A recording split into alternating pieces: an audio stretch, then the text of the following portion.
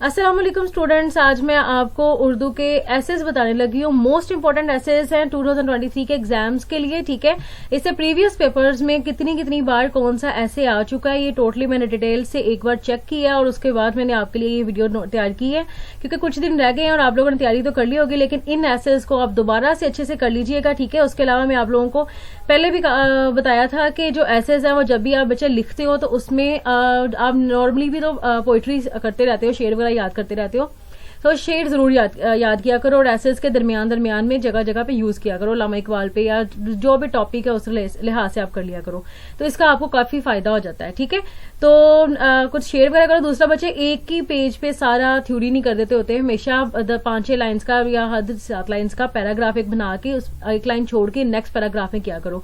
अगर हेडिंग्स में नहीं करना, अगर पॉइंट्स में करना है तो ऐसे ज्यादा बेस्ट है, अगर नहीं तो फिर आप पॉइंट्स में जरूर किया करो, मतलब पैराग्राफ में जरूर किया करो। ठीक है, तो ये बात मैंने आपको बतानी थी। तो बाकी आपको मैं ये बता देती हूँ कौन सा ऐसे किस हिसाब से है। ये तो मैं टिपिक थोड़ी सी बताई है कि अगर आप ऐसे को कम याद करके भी आप ज्यादा लिख सकते हो। ठीक है, 3 से 4 पेजेस आप इजीली कर सकते हो, लेकिन आप बकायर मार्कर यूज किए जस्ट आप थ्योरी लिखे जा रहे हो तो वो तो बिल्कुल एक खलासे की तरह हो जाएगा। आपने ऐसे इस तरह नहीं करना, ऐसे लिखने का भी एक प्रॉपर पैटर्न होता है। ठीक है, इस पर मैं वीडियो भी नेक्स्ट बना दूंगी और इसी डिस्क्रिप्शन में और इसकी एंड स्क्रीन पे वो मैं लगा भी दूंगी बाद में। ठीक है, तो वे भी 1-2 दिन तक मैं ये काम भी करती हूँ। अभी मैं ऐसे बता देती हूँ। ऐसे बच्चे कायदा-ए-आज़म जो है वो ये मोस्ट इंपॉर्टेंट है। ठीक है, 18 दफा ये पिछले पेपर्स में आ चुका है। ठीक है, तो कायदा-ए-आज़म ऐसे को बच्चे दोबारा रिवाइज जरूर करो। ठीक है, उसके बाद अल्लामा इकबाल है, अल्लामा इकबाल 13 दफा आ चुका है।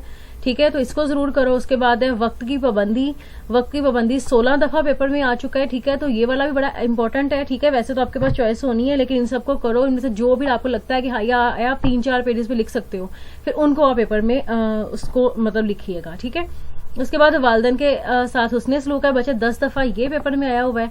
योम आज़ादी है, योम आज़ादी जो ऐसे है ये 14 दफा पेपर में आया हुआ है। ठीक है, उसके बाद है मेहनत की बरकतें, तो मेहनत की बरकतें 11 दफा पेपर में आ चुका है। ठीक है, और तलीम नस्वा ये बड़ा इंपॉर्टेंट है। ठीक है, 12 दफा ये आ चुका है। और उसके बाद है शहरी और देहाती जिंदगी का फर्क और मसाइल। ठीक है, 13 दफा ये आ चुका है। ये वाला तो आए तो मैं कहती हूँ इसको ही पकड़ लो, क्योंकि आप इजीली इसको कर सकते हो। शहरी जिंदगी को अलग थोड़ा सा डिफाइन करो, देहाती को अलग करो, उसके बाद इनके फर्क को और इनके मसाइल को, इन सबको आप करो। ठीक है, तो ये इतने ही ऐसे थे जो मैंने आपको बता दिए जो मोस्ट इंपॉर्टेंट है। ठीक है, और ये करो आप लोग। और इसके अलावा बच्चे जो नेक्स्ट बाकी जो सब्जेक्ट है बायोफिजिक्स केमिस्ट्री, इनके भी मैंने नोट्स वगैरह सब चैनल पे अपलोड कर दिए। मैं उर्दू मीडियम इंग्लिश मीडियम इसके अलावा बाकी भी मैं करती जा रही हूँ। तो जिन बच्चों ने अपने चैनल सब्सक्राइब नहीं किया सब्सक्राइब कर लो, ताकि नेक्स्ट वीडियोस जो है वो आप लोगों को मिलती रहे। ठीक है, तो दुआ में याद रखिएगा। बाकी अल्लाह ताला आप लोगों को कामयाब करे। मिलती हूँ नेक्स्ट वीडियो में। अल्लाह हाफिज।